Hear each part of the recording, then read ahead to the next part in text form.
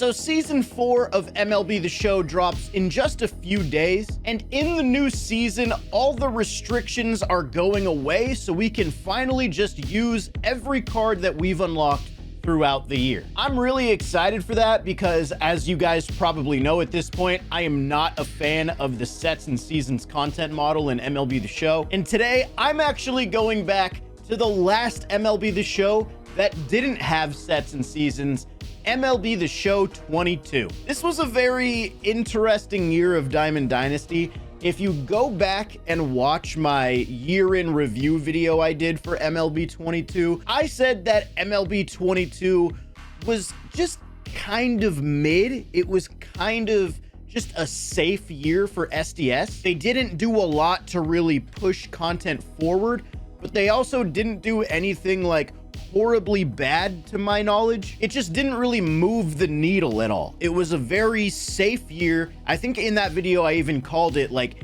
MLB 21 1.5. Now, I completely stand by what I said in that video. However, if I had to choose between a year like MLB 22 versus what we've gotten in 23 or 24, I'm choosing MLB 22 every day of the week. But here we are in MLB 22. Let's take a look at the God Squad real quick because, you know, we've had great God Squads in every MLB The Show, but this one just seems unbelievable. Mickey Mantle, Mike Trout, Babe Ruth, Jimmy Fox, who I don't even think we have in the game anymore. This guy was always a top tier catcher with those hitting attributes. He never had the greatest defense behind the dish, but honestly, who cares when you're hitting like that? Miguel Cabrera, his 99 overall retro finest. He was in MLB 23 as well, so this wasn't the last year we had him, but we don't have him anymore, which kind of sucks. Hopefully they get him back soon. Finest Brian Reynolds, always a stud. Finest Machado at shortstop. Of course, the World Series MVP, Corey Seager, one of my favorite cards ever. But dude, look at the wheel in the top left and look at how good like all of these cards are. Look at the hitting attributes on everybody here. This God Squad is unbelievable. You've got my pitching staff, Randy Johnson, Justin Verlander, Corbin Burns, Roy Halladay, the Takashi series, Shohei Ohtani. Honestly, this rotation is not too much different than what you'd see nowadays. But this was my God Squad, man, and I think I said this when I went back to MLB 21 as well. I like this lineup screen so much better. I hate how in 23 and 24 we have to jump like down 3 times to see our bullpen. We have to go to the left for the captains and right for the lineup.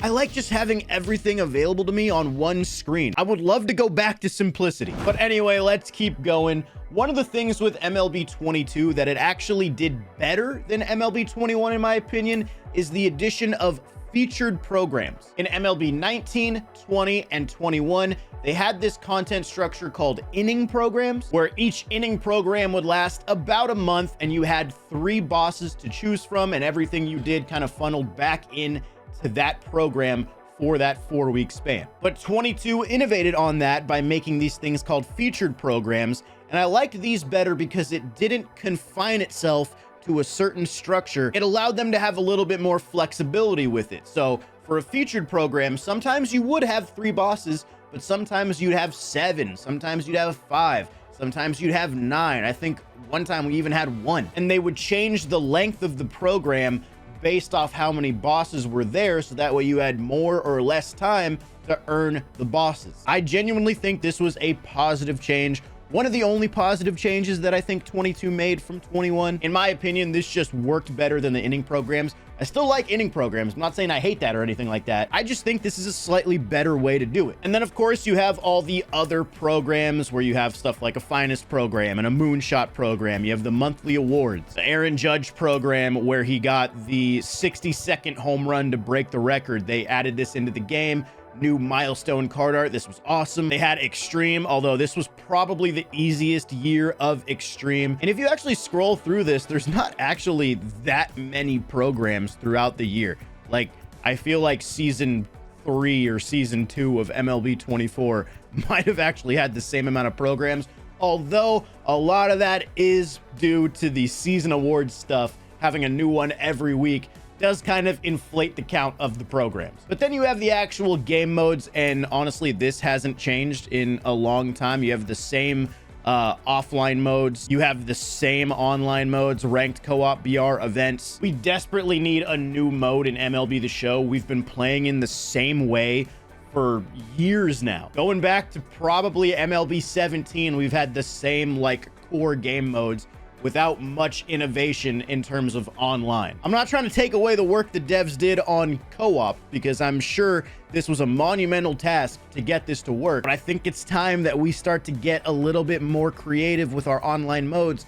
And I think this actually could lead right back into the sets and the seasons conversation. One of the reasons I don't like the seasons model is the restrictions. I don't like the game telling me what I can and can't use, considering there's only one true 9-inning mode in the game that people actually play, and that's ranked seasons. I honestly think a really good way for MLB The Show to innovate a little bit on the game modes while kind of keeping an idea from the sets and seasons model is to add a separate ranked mode, almost like ranked events, where it's 9-inning games and you have to build your team under a certain set of restrictions with its own unique rewards. That's the key. Have players build their team under a certain set of restrictions, whether it's cards that came out in a certain time period, or these few card series, or, you know, 5 diamonds, 6 golds, 8 silvers, like whatever you want to do. If you give players an incentive, like unique rewards, to actually change up their team and rotate their lineups, which is what sets and seasons is kind of driving people to do, while also giving people an opportunity to play with the cards they want to use at any time, I feel like that's a happy medium. You go into ranked seasons, you play 9 innings with whatever cards you want, you get your normal rewards, cool, great. Then you go into like that ranked event mode or whatever you want to call it, I don't know the name of it, and you build your team under a certain set of restrictions that change throughout the year, where you also get your own unique rewards. To me, that solves a lot of the issues. I don't know. Let me know in the comments if you think that would work or not work or whatever. All I'm trying to say is at the end of the day, I'm not against restrictions. I think restrictions can add some fun ways to play, but there has to be an incentive behind it for the player, other than just MLB The Show saying, hey, it's time to reset your team and do something different. Anyway, though, let's stay with MLB 22. One of the things I thought was really good in this year's game was the Legends and Flashbacks collection. So we had a few of them throughout the year. I think the first one was, wasn't it Jimmy Rollins? No, I think the first one was actually George Brett. Yeah, 99 George Brett. This card was awesome, man. One of the best third basemen in the game all year long. Absolutely worth it to do this collection. Then you had the Andrew McCutchen, which was also one of the best outfielders in the game all year long. Another collection that was absolutely worth it, because you also have to remember with the power creep, these 99 overall cards were like the best in the game when they came out, because the rest of the power creep had not reached that point yet. I think by the time we got to the Jimmy Rollins collection, there were other 99s in the game. So yeah, like you can see Christian Yelich, Jackie Robinson, whatever. At this point, you know, you start to kind of pick and choose what 99s you want to use. But back in the early collections, like I said, with George Brett and Andrew McCutchen, these collections were so worth it and so valuable because of how much better the collection cards were than the rest of your lineup. But I also do kind of miss having the collections broken up into card series like this, instead of just the big pool of like season 1 season 2 cards, because it felt kind of worth it to go for these individual card series as well. Like, you know, 15 all-star cards, you get this Joe Nathan. This Joe Nathan is not, you know, going crazy for anybody. Maybe an early game card, sure, but like, I don't know, I just kind of enjoyed the fact that these were broken up and kind of given their own unique area to shine and their own unique area to actually collect them. It's not the end of the world if MLB The Show doesn't bring something like this back, but I'm just saying, I liked it. Oh yeah, this is also when Randy Johnson was the live series collection, the first time they had done a starting pitcher as the collection reward. A lot of people didn't like this because if you're collecting every live series card in the game and you're completing these collections, you kind of want your collection reward to be used for every game you play, or like more than just once every 4 to 5 games. I totally understand that. A lot of people were also worried that Randy Johnson would be kind of like Corey Kluber from MLB 20 or Clayton Kershaw from MLB 19. The difference with those cards is those cards were available for free on day 1 if you put in enough hours into the game. Randy, you had to collect everything. So technically, yes, Randy was available day 1, but you'd have to probably put in like $2,000 into the game. So I didn't mind that. And of course, with MLB 24, we got Babe Ruth, but Babe Ruth is a two-way player, so there's a little bit more there. Dude, Apparently, I have a ridiculous amount of unopened packs from MLB 22. Why was I hoarding all of these, dude? That's so many. Here, let's open a set 50 headliner choice pack. See if we get anything good. Oh, 99 Barry Larkin, 99 Giambi. Insane pull right there, baby. Oh, I even got a Twitch drop pack. They finally hit my inventory, dude. Let's go. 75 Seth Lugo. I am going to play a game, probably like a event game or something, but what other cards were in this game that I forgot about here? Home Run Derby, Juan Soto. This card was sick. Oh, dude, the Retro Lightning cards. I forgot about these. These were sick. So if we go back to, like, let's say the July monthly awards program, you go all the way to the end of the program, you, of course, will expect to see the actual Lightning card. So for July of 22, it was 99 Austin Riley. Great card, if I remember correctly. But before that, there would be a Retro Lightning card. This Craig Biggio was from July of 1999. I thought this was a cool idea. The problem was the way they released it. You would like see the card right when the program came out, but then you couldn't unlock the card for like 4 weeks. I really liked this idea of the Retro Lightning cards, and I would love for them to bring that back. I don't really know why they stopped doing it. It wasn't because people didn't like the cards. I think it was because of the execution on the card's release. What other cards did we have here? Oh man, the 700 home run Albert Pujols. Look at the card art on this thing, man. I miss Albert in the game, dude. We got to get him back for MLB 25. Oh man, who could forget the infamous 99 Ken Griffey Jr. One of, if not the most disappointing cards ever. Look at this 99 Ken Griffey Jr. First off, it's not the worst card you've ever seen, of course not, but this is 99 Ken Griffey Jr. we're talking about here. Remember, we started getting 99s around the All-Star break. We got a 99 for the July monthly awards, and the Ken Griffey Jr. program came out after all of that, and they teased it on the calendar saying, ooh, 99 Griffey is coming.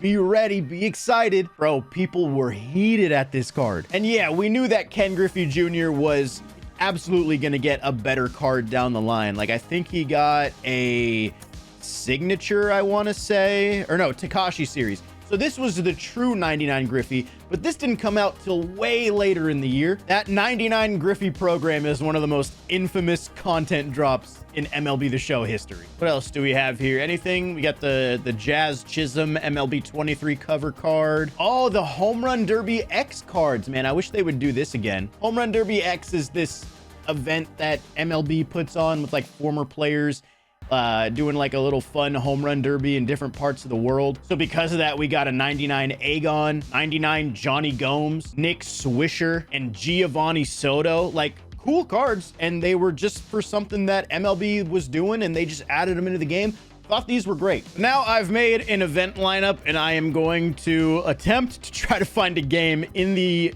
Forever event in November of 2024. Let's see how long this takes.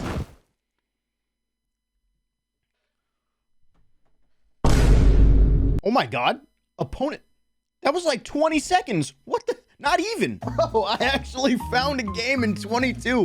What? I am shocked right now. Turtle 3754. What are you doing? Go play Black Ops or something, man. Why are you on 22? And I get to be the home team, so we get to play at Bayfront 2.0. This guy's 14 and 52. Now, this is also common pitchers. These aren't actual good pitchers because I guess that's the event restriction. Oh my God, dude, the throw meter is so different. Oh my God. Was it 23 or 24 where they added the new throw meter that like made it a little bit tougher? Fellas, I might be cooked. Now we're going to get a double play. We'll get out of this. Get him with the slider. Low and in. Double play. Yep. There we go. Okay, I've got the throw meter down now. You just have to basically press the button. You don't want to hold it. Oh my God. That was a nuke. Hey, you know what? I got a score to win anyway. That's fine. Here we go. Durham, make the play. All right, man. Let's go hit. Do I put on my precision ring control freaks or do I just go raw? Oh my God, my old PCI. I didn't use an inner PCI back in the day. I just used the outer on reverb. Oh, Miguel Cabrera. Did we get one back? We did get one back, just like that. 378 feet. I love that I'm facing a common. All right, here we go. Albert Pujols. I got to go yard with him. No, no. Dude, I want that one back. All right, Kurt Gibson. Wasn't Kurt Gibson in the game for literally this year and this year only? I don't remember if he was in 23. I feel like he wasn't. Nice hit, Kirk. Now I've got Yachty at the plate. I would like to get Molina back in the game too. Even though I probably wouldn't really use him, I just want the option to. You know what I mean? Yachty? Oh, that's a line out. That's a line out to the track. Damn. Well, we got Swisher now. And that's by Eddie. Okay. Come on, Barry Larkin. Oh, Barry Larkin. That's got to score him. Let's go, man. Tie ball game. And then I go for that with Ray Durham. Okay. Hey, at least I tied it. Second inning, I'm bringing in Familia. Ground ball. Albert's there. Let's go. Oh, my God. That was hit hard. Durham's there, though. Oh, no. Damn it, dude. How was that still a good throw? Oh, baby. Lorenzo Cain. Kind of forgot about him. For good reason. I suck with him. Oh, but now Familia's up. That's right. DH didn't make its way into the game until MLB 23. I'm going Aegon. I know it's lefty-lefty, but who cares? Down in the comments, it's actually kind of a fun question. Do you guys prefer Diamond Dynasty with or without the DH? For the longest time, I was like anti-DH, but now that we have it, that's a home run. Hell of a swing. As I was saying, now that we have DH in the game, I actually do like it better. I was very anti-DH for a while. I didn't think it would work well. Miguel Cabrera's going yard again. But now that we have it in the game, I do prefer it. I do think it actually makes the game more fun. It's Albert's time. Albert! You had to do that to Pujols. Of all people. All right, let's close it out with this 2-run lead. My thumb literally slipped off the joystick mid-pitch. There we go. Yes. Honestly, I would not be opposed to this guy tying the game here and letting me try to hit a walk-off in the bottom of the third. I mean, he's got the tying run at second now. Okay. That'll tie the game. Or he didn't go? On Lorenzo Cain, you're not going? Why? Come on, let me get this double play to end it. I mean, it's possible. It's possible. Wow, we got the double play. Definitely wasn't the most convincing win of all time, but you know what? I'm back on MLB 22 like I never left. So yeah, man, that's MLB 22. Not the best year of Diamond Dynasty for sure, but in my opinion, definitely not the worst year either. Just a very middle of the road year that played things kind of safe. But as I said at the beginning, I would much rather have a year like this than what we've had in 23 or 24. Just my opinion. Let me know in the comments if you disagree. Either way, it's fun to go back on these old games, check out the old cards, the old players on our God squads. Always a good little trip down memory lane.